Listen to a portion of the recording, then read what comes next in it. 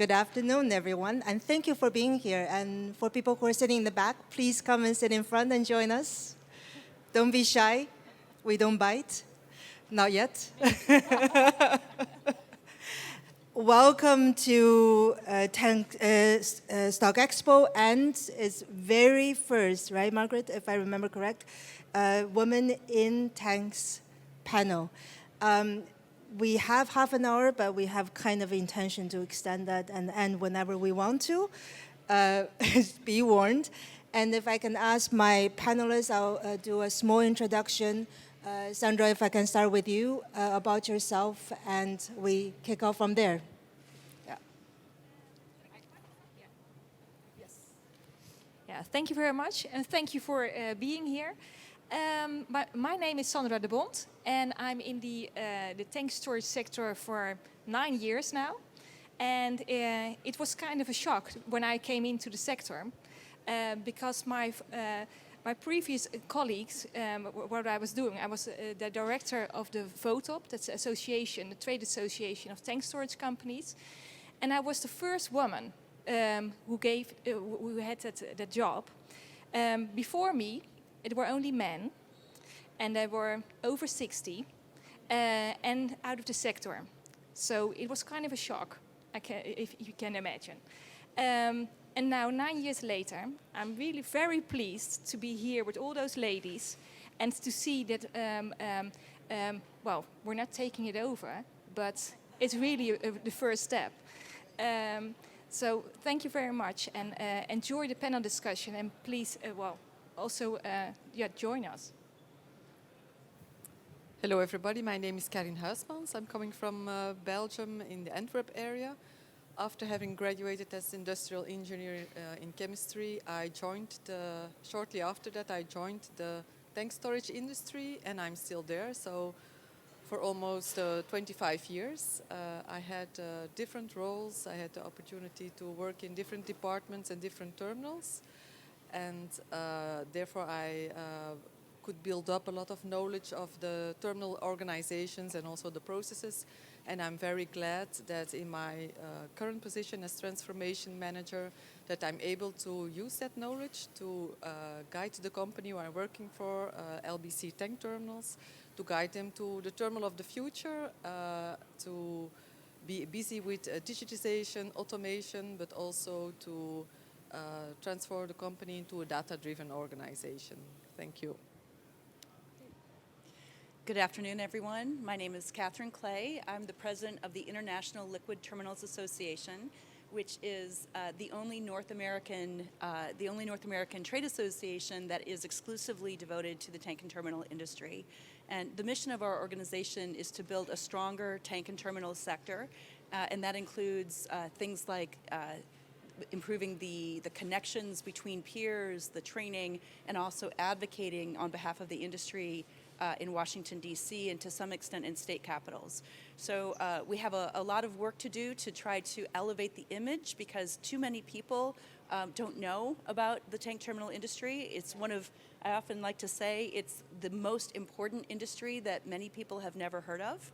And that is often because when it works well, it is invisible. When supply chains work seamlessly, it's because the tank and terminal industry is doing an amazing job making logistics happen without incident. And that means that until there's a problem, no one knows all the hard work that goes on behind the scenes. And we want people to appreciate that as part of the bigger picture. And so that's our mission. And I'm not the first woman to lead the organization. I am the second. I'm proud to say that as well. Melinda Whitney was my immediate predecessor. And anyway, it's a wonderful thing to be on the panel. And I want to also acknowledge Margaret has been shining a spotlight on women in tanks through the magazine, through a series of articles and social media presence, and thank you for that. Thank you, Kathryn. My name is Tess Zhou. Believe it or not, I'm a Belgian. I follow what Kathryn said. I literally discovered the tank terminal industry and tanks in 2015. And before that, for whatever reason, the tanks were invisible to me. And I fell in love with the industry. I worked for LBC for about 5-6 years, and now I'm a management consultant supporting the industry or broader industry in growth and also transformation projects. So also I want to thank Margaret. I think this is an initiative that long time's coming, and the team you have put together have put a lot of effort on it to raise awareness, and also you're the reason why we are here. So thank you. Hello, ladies and gentlemen. My name is Sandra De Mey, and I work for North Sea Port. North Sea Port, that's a cross-border port of Belgium and the Netherlands. I worked there for 31 years already, so now you can all count what's my age. But yes, it can be a long story and can be a short story. In 31 years, there's so many stories to tell, so many things that happened. And of course, you see an evolution of ladies, women are coming in the industry. So it is a big difference than 30 years ago, believe me. I'm also ambassador for women in agribusiness, and there we can see the evolution is going a little bit faster than women in tanks. So I think we still have a lot of work to do. Sanneke. The fact that I don't even know what your company is about already says enough. And you're already there for 31 years, so lots to improve here. Sanneke van der Kley, working for 16 years in tank storage, multiple tasks. Started as an engineer. I think I was the first female terminal manager actually in Rotterdam. Now program director, trying to actually do the same thing as you are doing for LBC, but for the entire company, trying to be ready for the energy transition on multiple topics. So also including diversity, different type of competence we're looking for, but also connecting a lot of people to have the same purpose. So, and also thank you again for all the emails and finally seeing each other physically, which is already a present for today. So thank you. Thank you. So I'm Margaret Dunn. I am conference producer for Stock Expo and also publisher of Tank Storage magazine. I've been in the role for about 15 years. And as some of the panelists said, we are trying to raise awareness and diversity within tank storage. So I'd like to thank all the panelists for joining us today, and I'm looking forward to hearing more about how we can do that. So let's kick it off. Question for the panelists, and I think I will start pick out a couple names. So, but please let me know if you have something to say. Women leadership. I think every woman on the stage is a leader. But how important is it? Is it important? How is it important? And what kind of role does it play? Can I start from you, Kathy? Yeah. Thank you. It's an excellent question. I think. One of the most important things is we talked about diversity, and of course there are many different facets to diversity, but for the purposes of this panel, I'll just speak to women as a facet of adding a dimension of different kinds of thought.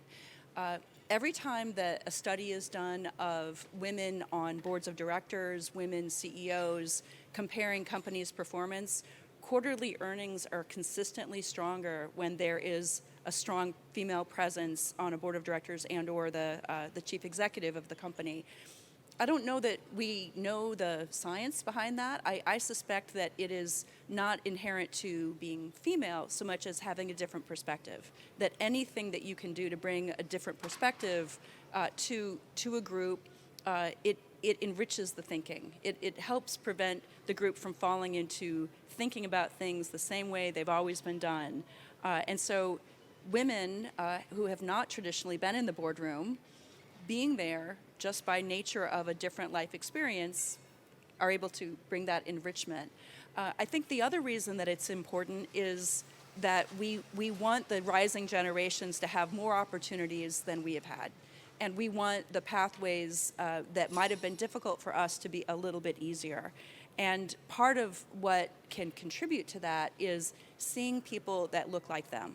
Right, so whether that is someone of your gender or your race or ethnicity or your religious belief or whatever that inherent distinctiveness that you bring, seeing other people that share that trait means that you can envision yourself in a leadership role. And so just seeing people that look like you is, as simple as that sounds, we can't forget how powerful that is. So two takeaways. I think first one is not disputable, not only in tank terminal industry, but also general. There have been studies after study why companies with diversity, not just women, but diversity on the board and the leadership level do perform better financially in short and long term. The second is having a role model, of course, inspirational model, knowing that it can happen, it's possible. What are some of the other, I want to ask, I remember Sandra De Bont, you, when we were chatting, you told me some stories and your perspective. What are some of your thinking about having diversity of women present in the workforce, leadership or otherwise? Yeah, it's slightly different. It was also about the role models. And before were sitting here, we had a discussion about sharing good ideas. And sharing good ideas means you get out of every idea you get something. And one of the best practices I have seen was in South Africa. And in South Africa, there's a terminal which has only female operators. And those female operators, they come from the townships of Durban. And they give all those women a place in the community and a place in the terminal. And they really made the change in the company, but also the change for their families in the townships. So what we can learn from that is that we go beyond our boundaries and see what we can do themselves and talk about it. Because it wasn't easy for the company to do this, but they wanted to make a change. So my idea should be, well, let's share those best practices and talk about what went well and what can work better.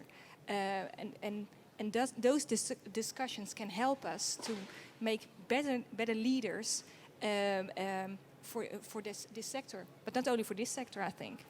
Yeah. So I think it's not only just an example for women or young women entering into the workforce, but also is to management. I hear time and time again, it's a men's world, whether it's on the construction side, I used to go to and do control, is a mannenwereld in Dutch. It's men's world, or operating as a men's world, because it's heavy machinery. You know what, times are changing. We are no longer in the day and age where you have to lift 100 kilo on your own. There is technology there to help you to do that, and it's possible. So it's also shown the way for people who are at the management when they're making a decision what's possible, what's not. I think there's another human really aspect to it. And Karine, if I can ask you to share a story you share with me, that for me was really a bit of an aha moment, even in my mind, that how important and is a token employee enough, and how important to have a right environment for women and diverse workforce to thrive. Yes, of course, I will share the story of a female operator, but we all have heard that diversity is important and that it can be beneficial, but it doesn't come overnight. And in my previous job, we hired a female operator, and we said, yes, we have one, she's on board. We did our best for the onboarding, and we talked to the operators first, of course. And but at that time, I was HSSE manager in the terminal, and after a couple of years, I noticed that she had a lot of. She was involved in a lot of incidents and accidents, and I was just wondering how that came. She was on our radar. We tried to help her out, but one day she was involved in a more severe incident with product contamination, and the company at the time decided to let her go. But me, being the HSE manager, I was obliged to do a very profound investigation, and I was interviewing her colleagues. Yeah, I first interviewed her, but then afterwards the colleagues. And I learned there that, you have two groups of operators, and that was the first one that are the gentlemen, and they try to help her out in a way that was not very beneficial for herself. She did not went through the same learning curve as all the other operators because people were fixing things for her. They opened the valve for her. So, and I only understood that after having that conversation at the loading place, but why did you open the valve for her? So, yeah, I did it because it's a heavy one. But they did not explain, they did not take the time, and they fixed things for her, but unintentionally they treated her differently. But then, of course, we have to be honest. There are also a group of operators who are saying, "Yeah, it's a man's job. What is she doing here?" And who don't take the time to explain it to her. And I think that we, as a company, failed there to guide her through this, and that you have to be aware of these differences. They can be beneficial, but you have to be aware and proactive act on it. I think that we failed there as a company to onboard her. Sandra. Thank you, Karine, for this inspiring story. But I was thinking about the story myself. When I started in the port, I was 21, and the first year, my job from my boss was to visit every vessel that came into the port to learn about the job, who is coming aboard, the agent and the broker. And the first thing I saw is, oh my God, this is really a man's world. If there is a place where are actually no women to be found, it's aboard a vessel. Then those days. Nowadays, if you are lucky, you maybe find one female aboard a vessel, but still the old sailors, they say, if there is a female aboard, that it doesn't bring luck. That's an old saying that still goes around. But 3 years ago, just before COVID, I visited a vessel and had 2 engineers, female engineers. And I said to the crew, my God, and you're all looking still fine and healthy and well. So I think the curse is broken now. So just to mention is, yeah, that is really a world where you find men. And they are very glad to see a female aboard, because when I was 21, they could tell their story about their kids, and I live in India, and I live in New Delhi, and I haven't seen my wife for 4 months. And then they start to bring out the pictures for hours and hours, and I said, yeah, that's beautiful, beautiful. But that's what I mean also by diversity. They cannot tell that to a man, of course. They can, but but they don't. But they don't. Yeah. Another thing, reason why I will bring it to. Yeah. When we start talking, we go talking a lot. What it is, the stories I've heard now is that there's only one woman in a whole team. So maybe we should look for the critical mass to see that we have a more diverse team, and not only women, but also other genders, other ethnicity, so whatsoever. Because for you, I said, well, don't be too hard on yourself that you didn't helped her a lot. It's also helping the organization in the transformation. We now talk a lot about transformation to the energy and whatsoever, but also talk about the transition in your own organization, about employees. So that's... Well said, and I think my aha moment came from that, really to have this happen. Good intention does not equal to awareness. Good intention also does not equal to the right management of the diversity or building up of the diversity issue, and definitely is not enough. So it has to be a mindful exercise. It has to be thought through. Otherwise, good intention, as the story demonstrates, often turn into failure, which turn into, we've tried that, it did not work, we shouldn't try again.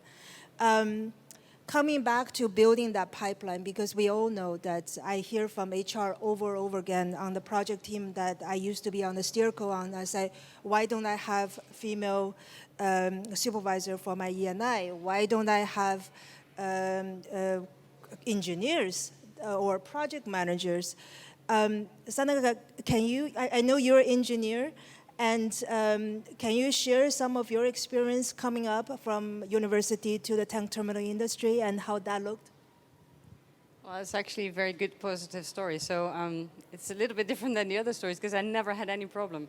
I just went in there. The first project I did was Gate Terminal, which is building the LNG terminal on the Maasvlakte. I was trainee at that moment, a mechanical engineer rotating. And the whole team there was from all places in all over the world. And they just took me with them, showed me everything. So I think there was a difference. Me being a female actually meant for them, show everything. She needs to learn everything. So I went everywhere. So I had the best practice ever. And ever since, I did different types of roles from engineering, project engineering, but then project management. And actually everywhere I had the same experience. I never have the feeling that I was in any way, and yes, I was the only female at all times. Still, in some instances, I look around me and like, okay, that's 20 men plus me. But I've never experienced it as any problem. So maybe it is because I'm also an engineer, so that makes already the connection between the engineers, which is also community. So might do the trick, I don't know. But I never experienced any problems there. So so I would say sorry, but it's actually quite good. Yeah, more females should do it. That's good. That's good to hear. Such an encouraging story. I just wanted to add a comment more than anything, just in terms of you were talking about it being a man's world. I mean, just in terms of the language we use to describe the industry. So our editor Helen always picks me up on this. So when we're writing about the industry, we tend to talk about man hours, or we tend to talk about non-man entry. And you know, it's a little thing, but you know, it can have a significance. So it's just. Maybe we can all be a bit more mindful of the language that we use.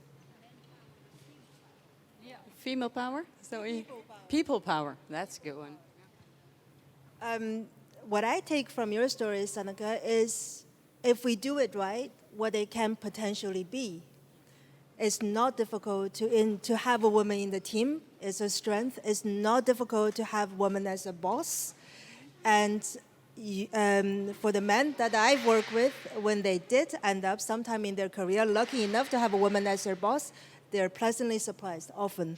Not to say we're all equal. We come in different color, size, shape, history, and background, and personality also. But it can be extremely well working not only for us, but also for the company and also for the industry. Now, coming back to the pipeline, how do we build that? Because we know that to have an engineer is not like you snap your finger tomorrow, there are 10 engineers show up. We all wish that were the case. How do we build that pipeline? We need to start them early. We need to make sure not only that it's something that will happen in the next year, but next 5 and 10 and 15, 20 years down the road. I know Sandra, North Seaport, as well as VOTOB, both have some initiatives. Maybe I can throw the question to one of your two ladies.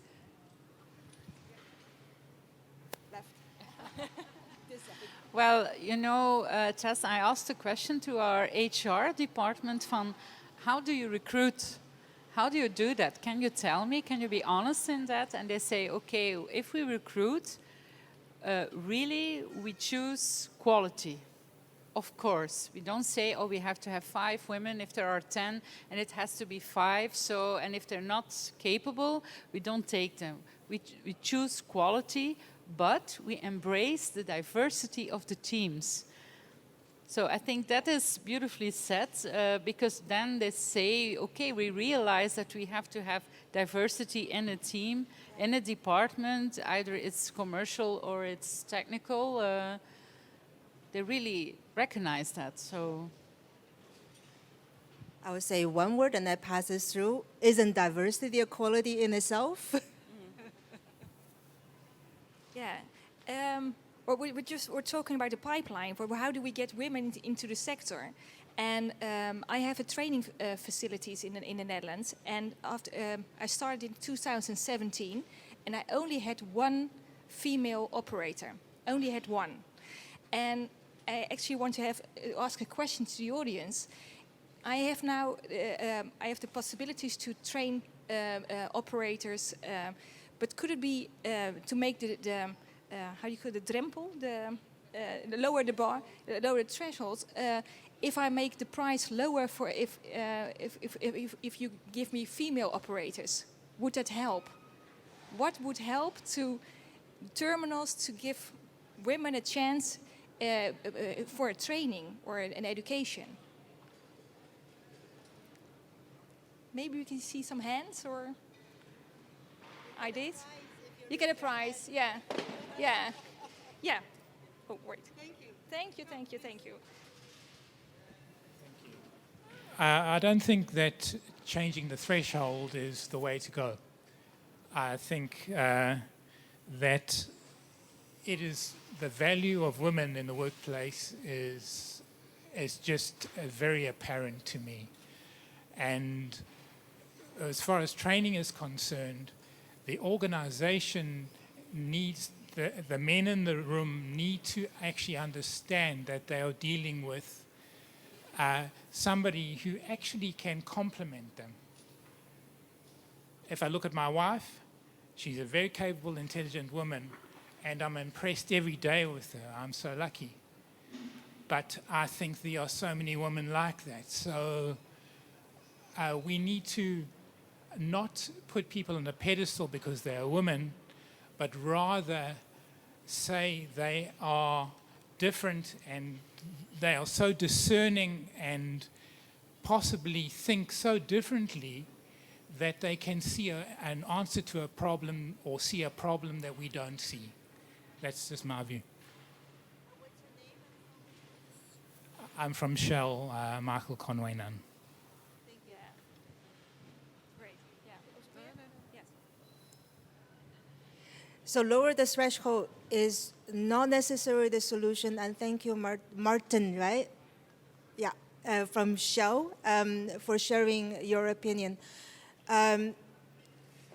How do we then, how important is it, I want to come back to the energy transition and also the transformation of the industry from a diversity perspective.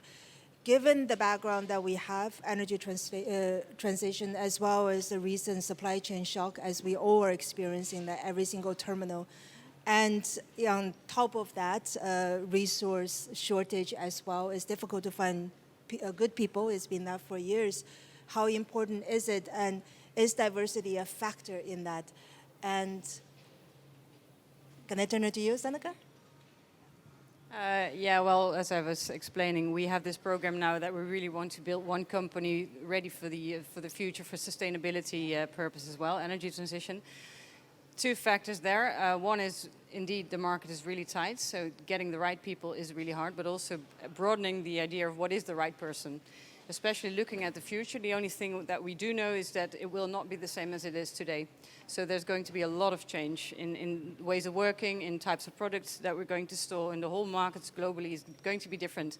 So you need to have a different type of competence to be able to deal with that, because Koole Terminals is already a very entrepreneurial company, so everyone working for us already is used to the fact that we change fast and rapid, and the type of competences that you see in our organization is people who like change.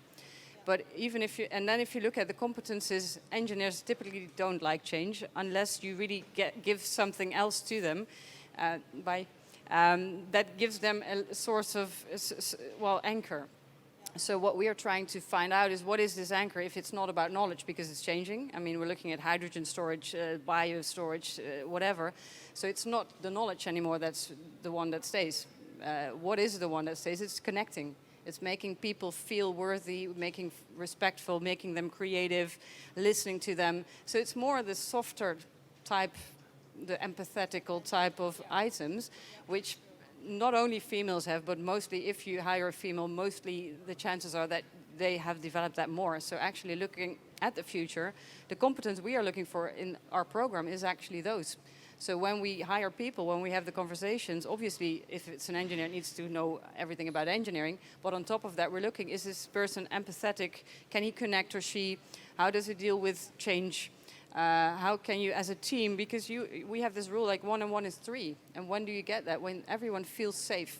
When do you feel safe? If you feel respected, if you feel that you have enough room to be able to express yourself in the way you are, then you feel safe and the most creative items pop up.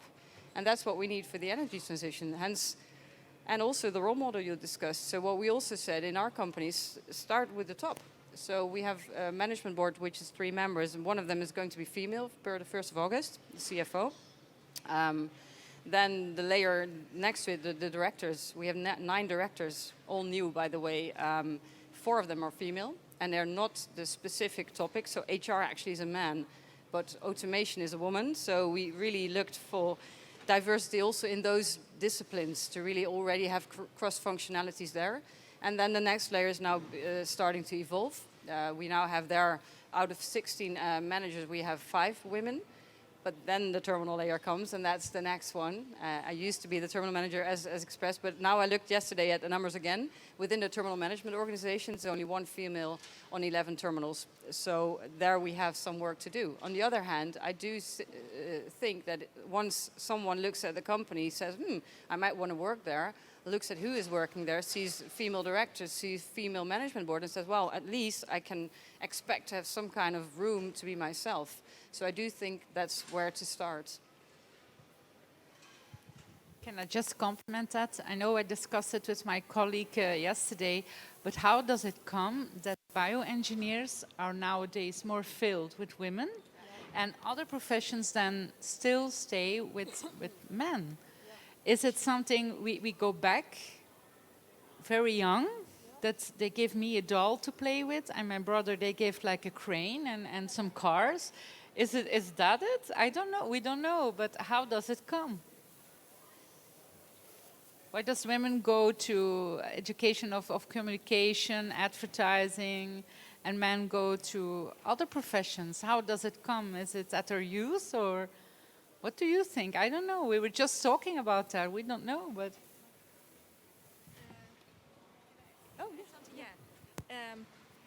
It starts with the role models at home, your father and your mother, and it also starts with your teachers. Because my teacher, my chemistry teacher, ages ago, he said to me, even if you have an 8, your ACT score is an 8 for chemistry, please don't go there. It's not for women. And I said, well, I said an ugly word, and I said, well, I'm still going to do it. And now I'm an engineer in environmental science, and it brought me somewhere. But really, it starts with your father and your mother. How, what ideas do they give you? Do they give you a doll or your girl, or not? And for me at home, my husband, he's how do you call it? It's like a housewife, a stay-at-home, a stay-at-home dad, and he took after the children, and he only started working for 3 months ago, and my children are 17, 15, and 13.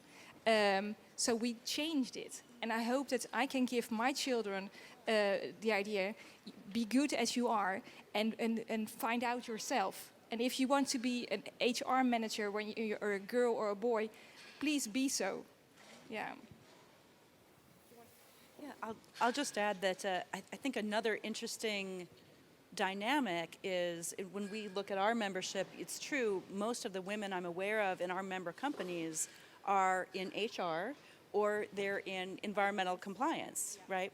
Not operations, not safety, which to me, I mean, in a sense, I feel like, well, that's a stereotypical female role of keeping people safe and, looking after people, caring, right?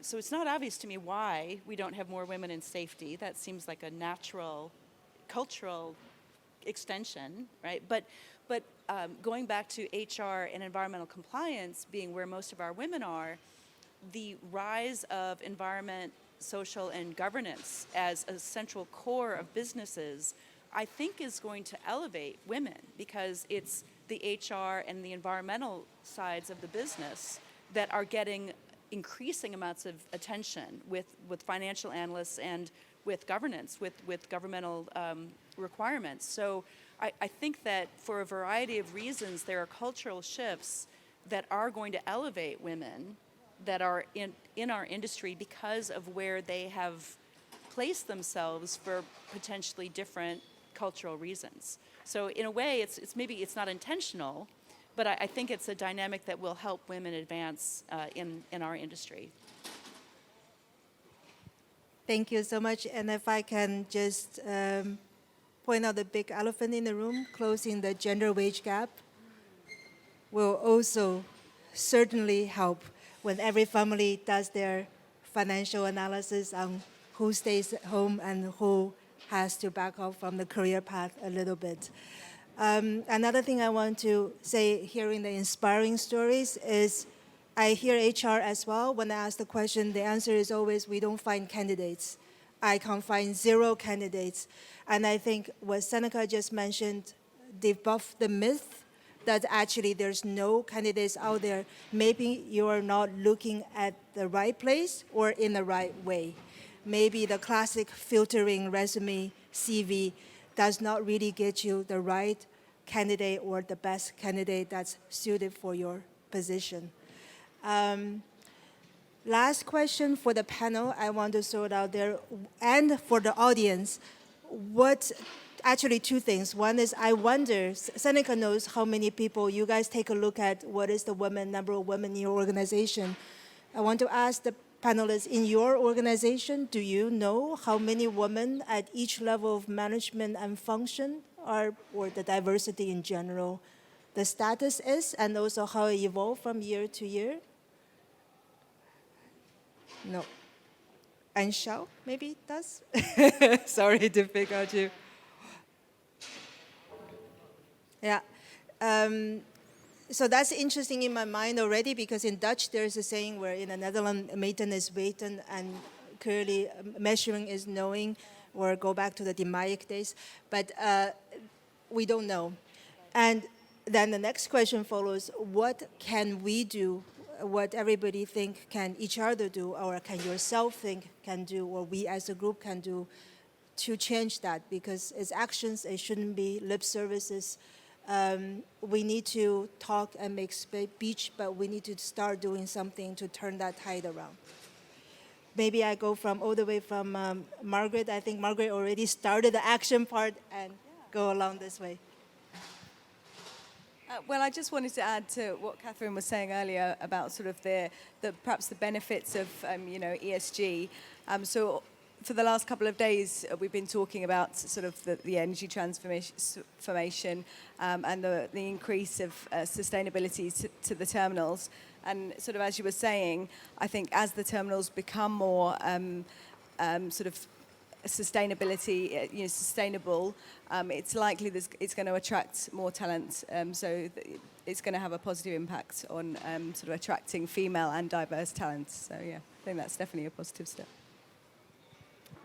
I think it's also providing more information. I don't think a lot of women know when they're studying that there is a port to start with, and then to have tank storage or whatever in the whole oil and gas industry, in combination with the fact that it's so-called non-sustainable. Those things help to relieve already. So currently I'm also trying to organize an event where we are going to invite all the professors of the universities of Rotterdam and TU Delft to come to the Port of Rotterdam, to give them a whole day of, completely plunge them into the world of Port of Rotterdam, but also in all the types of different industries, to let them know what there is, so that they can reach a lot of students and just bring the message forth, because we can't do that by ourselves just in tank storage. That doesn't work. I mean, obviously we can do hiring differently and, use gaming instead of just CVs, but that's not good enough. We need to have ambassadors who know what the current situation is, and how thrilling the whole energy transition is going to be, and what we need there.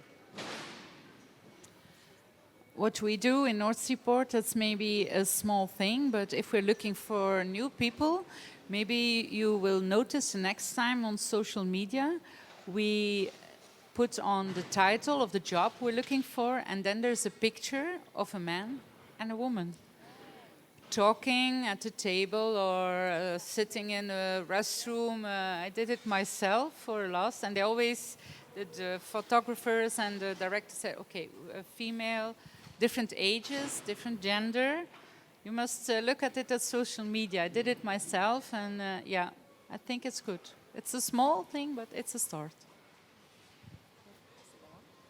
So I'll underscore something that you mentioned about the wage gap, and this is very, very hard for companies, but there are companies that's more in the tech center in the United States that have gone to fully transparent wages. So it's published, it's public, everyone knows what everyone makes. And it turns out when you do that, that the wage gap between different races and different genders disappears. Because if it doesn't, the talent walks away. Right? I try to support the women who are joining our company. I'm doing it on a small scale by informal talks, but perhaps I can start coming out a little bit more and to participate in port events and then meet people and promote what the tank storage stands for.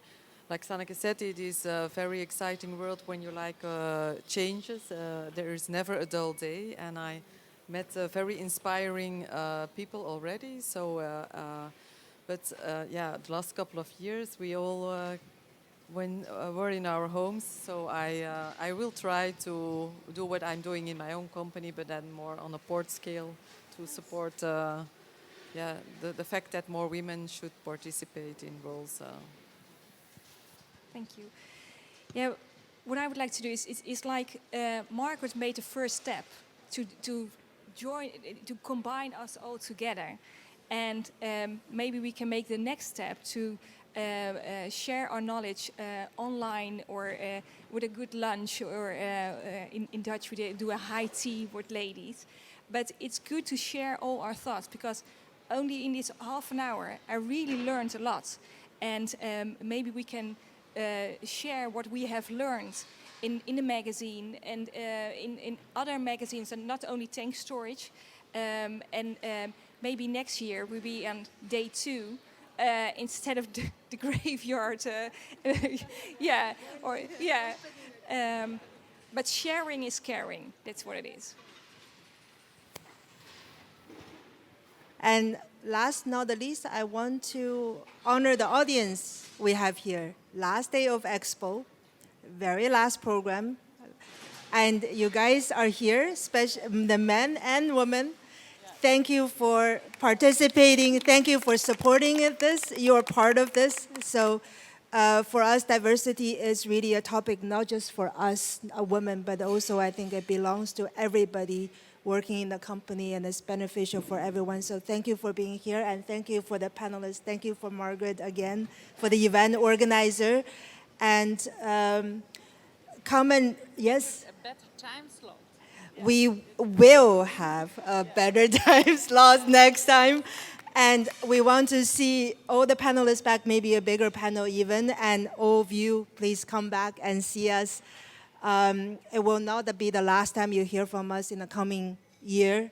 And thank you.